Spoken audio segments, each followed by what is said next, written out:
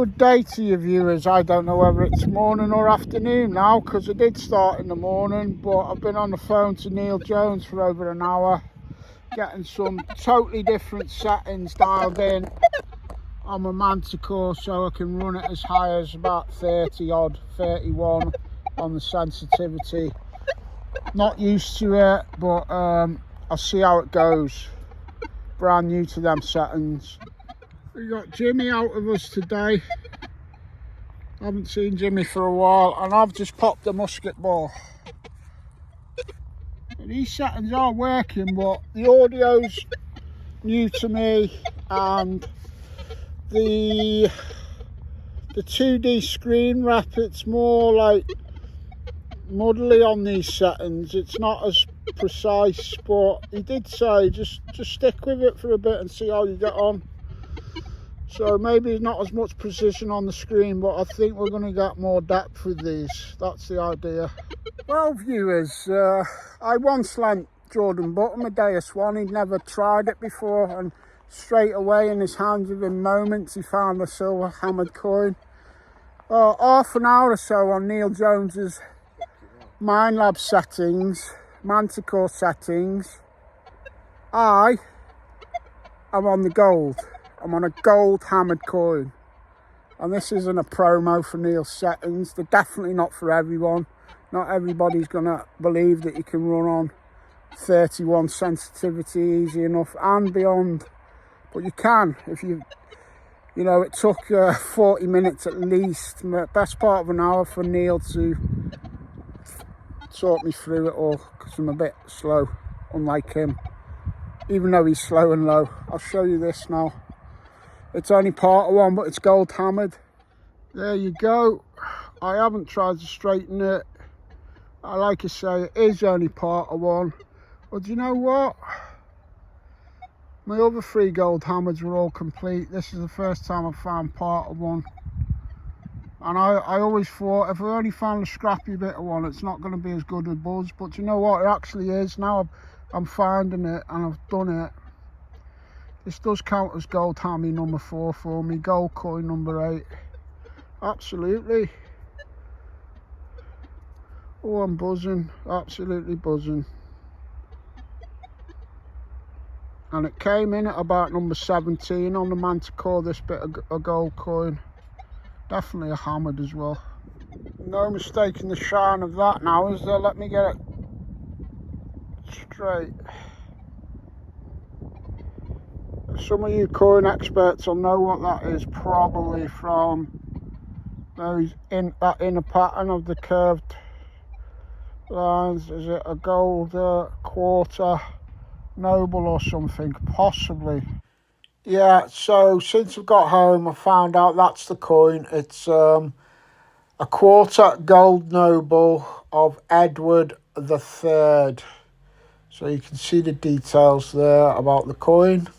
If it had been a nice complete one. Happy days, Manticore.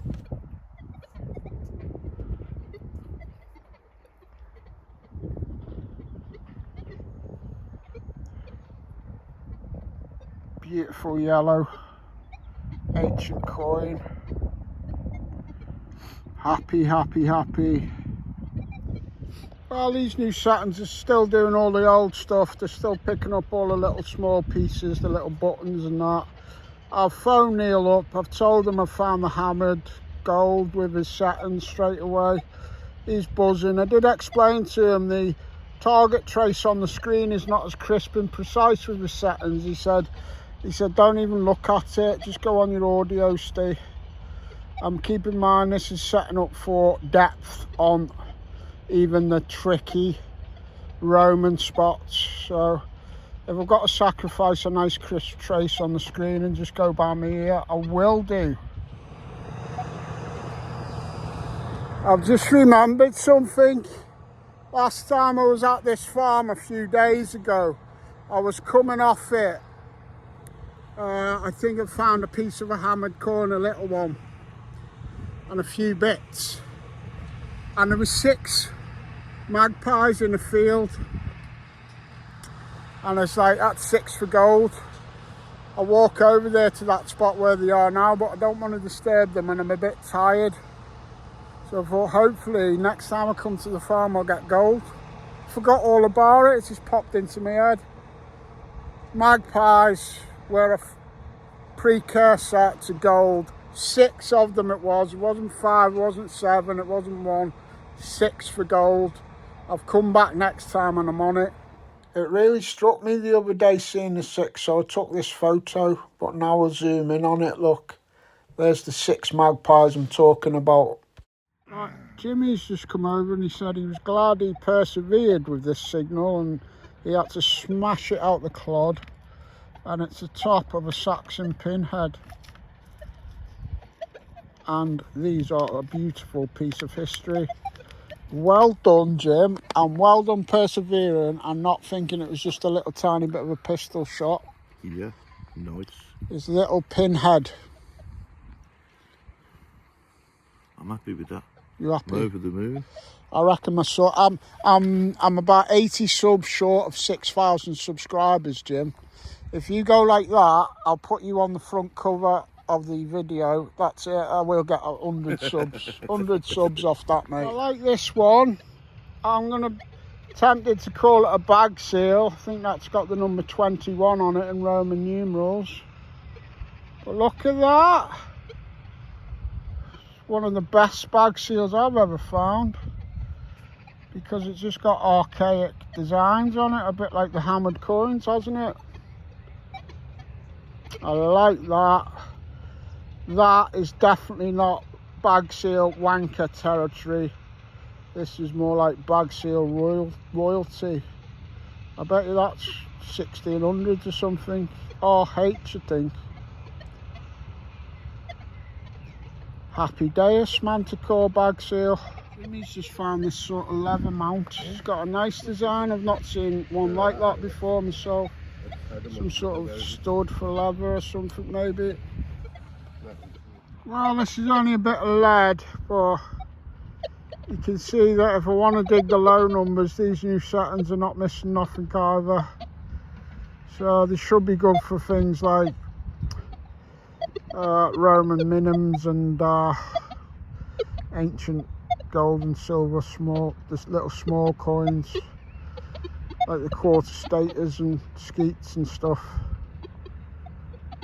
We can but dream. Something in the dirt, something in the dirt, oh yeah.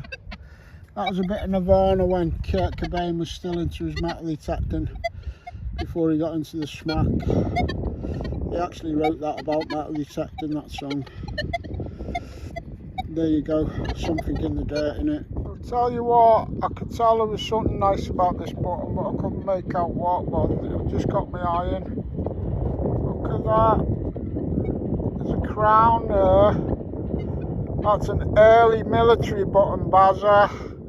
Last one of these I had sold for 60 quid. I reckon there's 60 quid's worth of meat on the bone with this one, mate. Some people are going to be watching this and laughing, but I don't mess about when it comes to pounds and pence and knowing my shizzle from my snizzle. That is a beautiful early military button, Bazza, and it's got the shank on. I think it's got the shank on, Bazza. I can't quite dig it all out yet, Bazza, but anyway, still gonna flog it to a yank. It's got the shank for the yank, Bazza. Fucking big old button. Well, little but high value. Yeah. Yo ain't, Bazza. James has just joined us for an hour and he's found the first Roman of the day. These fields do chuck them up now and again, but not in large numbers. Maybe somebody got here before us and smashed the Roman spots. Nice one, James. Thank you, mate. Alright, bud. Nice Cheers, to buddy. see you again. And you, mate. James has just shown me this little piece, viewers. And I'm not 100% what it's off, so maybe that's one for you guys. that's the back of it. It might have been like a gold gilded little fancy piece back in the, oh, silver gilt, I mean. I don't know whether them little spikes on the sides of it is where it's broke off something else and it's only the centre or something or what. But if you got any ideas, let us know in the comments, please. I've just been gifted a nice button bazzer by James. It's a naval one, bazzer. It's got an anchor on it. It's got no shank though, but I like it. Just a normal bag seal. Is that 101? Room 101 for the the boring bag seals. I agree with that, like. James has just shouted hammered, and I think this is a James with that shield. And I was just explaining it's probably been pierced to take it out of circulation in the Great Recoinage. Can you just turn it over for us, James, while I'm filming it? It's hard to see in this light. I think it's pretty warm that side anyway, but yeah. And juxtaposition next to that is my iron relic. I'm going to take it home simply because I've never dug one exactly like that. And yeah, it was a rubbish signal, but there you go. On the hammer, James. On the James. Thank you, mate. I reckon it is anyway. Cheers, buddy. Well done, mate. Well done. I'm happy anyway with my spice. Maybe I'm just weird, but I've not dug one exactly like that, so I want to keep that one. Well, traditionally this side is the noisiest part of any of these fields. So yeah, it's 2 magpies there. 1 for sorrow, 2 for joy. Another 2 there. 1 for sorrow, 2 for joy, 3 for girl, 4 for a boy. All right, well I'm the boy, and we need the silver and the gold. Oh well, we've got the gold. Oh, you know, anyway. Have a lovely evening, Mr. and Mrs. Magpies. Anyway, that's what I always say in my head. Where were we? Yeah, we're on the noisy bit, and it is picking out targets, these settings. I've just had a little broken button in the noise, and I just had a musket ball, so it is doing what he said it would do, these settings. I'm happy with them, although they're totally different to how I'd normally run it, and I'm certainly not used to them in the sense that they're not my type of settings, but I'm going to apply myself and get used to them. And the reason why I hesitated when I was speaking then is because there's actually 1, 2, 3, 4 there, and there was 2 there a minute ago. Briefly there was 6 for gold again back on the field, probably the same 6 as seen a few days ago with the old magpies. Lots of these on the surface on this field, and I looked at it and I thought, Jesus Christ, that's a big nail. But then I literally did think that, and then I thought, do you know what, if the story is true, that's what they hammered through his wrists and that, innit? Onto the cross, those naughty Romans. Food for thought, innit? Oh, sorry, Jesus. Hello, can I have a taxi, please? Quarter of the gold hammy that will cost you. Well, that's why I need a taxi, because I'm scared to walk the streets with all this gold I've got on me, mate. Jump in. Are you come down to do a quick half-hour? No, you just passing. Say hi. Oh, I'll show you the gold hammered now, Pav. Nice. In fact, we'll get Pav's reaction to the gold hammered on camera. Don't drop it, mate. It's in there.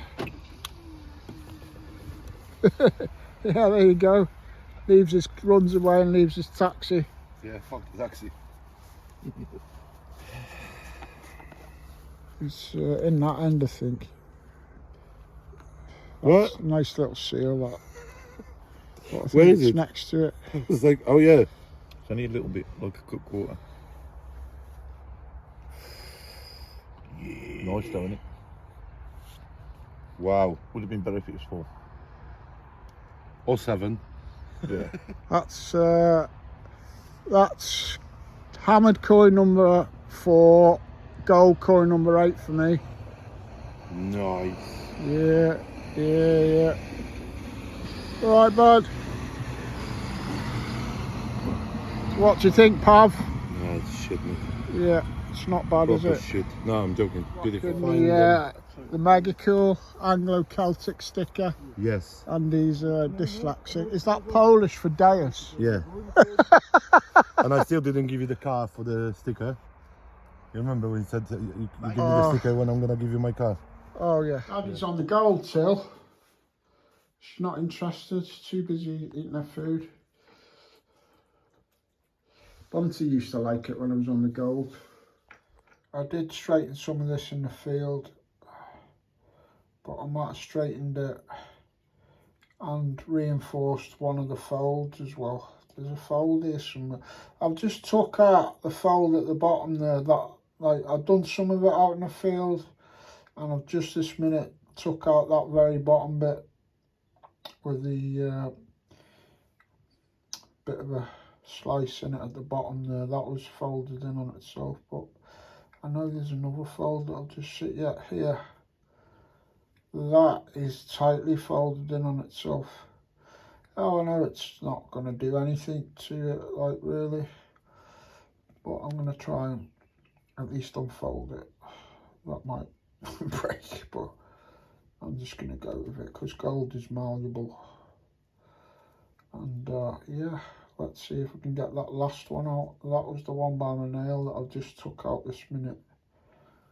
That was bent back on itself. First bit of gold for Lammy.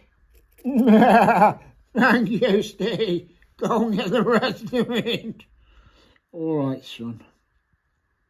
A beautiful early military. It'll be a dragoons button or something. I'm in a quandary. Well, I think I'll just leave it as it is, you know.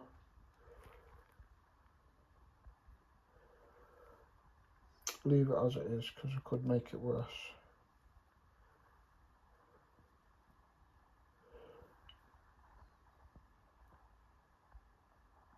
Oh, I don't know whether I showed you the gold coin after I worked it. I think I made that worse.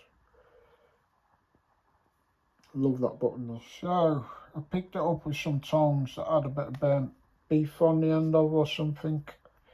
Do not pick gold coins up with dirty tongs is my motto from now on, because when I heated it, I think I burnt a bit of beef into it. So that's as good. I couldn't get that last bend out. I tried. It's just too tight. I was going to end up scratching it by trying to insert something underneath it to get the bend out, because it wouldn't do it with my nail. If it had done it with my nail, yeah, happy days. So that's that for now, and I'll just leave that. This probably be the only hammered coin that I'll keep, unless I find any other smashed up ones. I can keep the smashed up ones or sell the good ones. Wonder if that's LON there on the top of my thumb. LON for London Mint, possibly. I'm wondering, you know, whether this wasn't actually a bag seal, and it might have been to seal some documents back in the day, like the papal bullas were the big ones for the Pope, and I think sometimes other documents would have had a lead seal on them, and because that's got initials on the top and bottom. Is it OMRH? I really like that. I really like that one. I'll keep that away from all my tat shelf, off my tat shelf. I'll just keep it off the tat var, and yeah, keep it in with my good stuff, that, because I like it.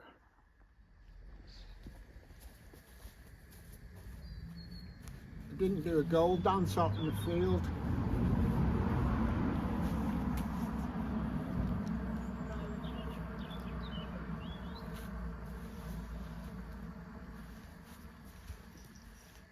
Come here, Jill. Come here. Come here. It's me dancing, trying to get the cat. Look, this is part of the dance. Come here. She's not having it. Pardon? And we're Ryan and Ali are setting up a projector for tomorrow, please. I would say, oh, we'd be able to do way too. Is there another phone, please? It's just... In the back. Over to the bag.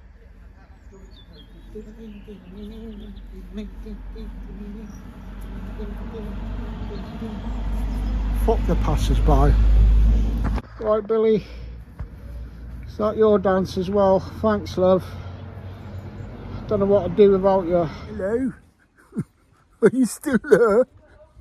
I thought you'd gone. I asked Neil Jones to, because he was on the phone to me for an hour putting the settings in today. I asked him to send me a 10-second video clip to include, to shout him out basically, his channel and that. Here he is, and I will add his settings video to the, I'll put it on the pinned comment of this video. If any Manticore users want to run their video, if anybody wants to run their Manticore on 30+ sensitivity, it'll be in the pinned comment. Here's Neil. All right, Neil. Hello, you Minelab folk out there. I'm Neil Jones, and I help Steve with his settings today. If any of you are interested in using them, they're called the freestyle settings. You can put them in any mode you want on the Manticore. I'm a Minelab expert. I've been using Minelab machines for approximately 30 years.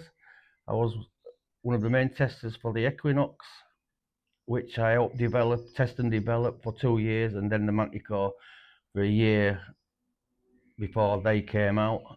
And I was well known for my massive test areas I used to do at big Minelab events in Holland, Belgium, and England. So any of you want to go on my channel, YouTube channel, it's all, I work on the extreme side, not the simple style side. I'm really extreme. I'll bring worked out sites back to life, hotspots, winkle everything you can out of them. Even for you Americans, ghost towns, cellar holes, all that sort of stuff, I'll bring them back to life. You'll suck loads of stuff out if you do what I do. Like I said, you can put my freestyle settings in any mode you want on the Manticore. I'm known for the beach and land setting, which I invented when I first got the Equinox, when I was testing it. And I actually quietened the Manticore down before it got released, but still I had it on full power, and now having the advantage of the stabilizer and the filter even better. You can use the Manticore in really nasty sites, pump your sensitivity up, and it'll be just as stable as a simple setting at 22 or 24 sensitivity, but you'll suck more out. It'll bring your sites back to life if you use the right technique, slow and low scraping the surface. And that's about it, just for this quick entrance. Steve asked me to do it, so I'm doing it. So there you go. Enjoy. If you do try it, make sure you don't just try it. Go through the learning curve, get used to it, and you'll love it. Going slow and low is really hard to do. It's one of the hardest things you can do in the hobby. But on a hotspot or a worked out area, it's one of the most important things in metal detecting. The next most important thing in metal detecting is getting in that machine and making it work to its top advantage and setting it hot, high sensitivity. And the third thing to give you an advantage is proper gridding. Grid it properly, up and down, slow and low, and then crisscross after you've done that. That's it really. So there's a lot more to it, but I'd be on here for hours. Okay, cheers, and cheers, Steve.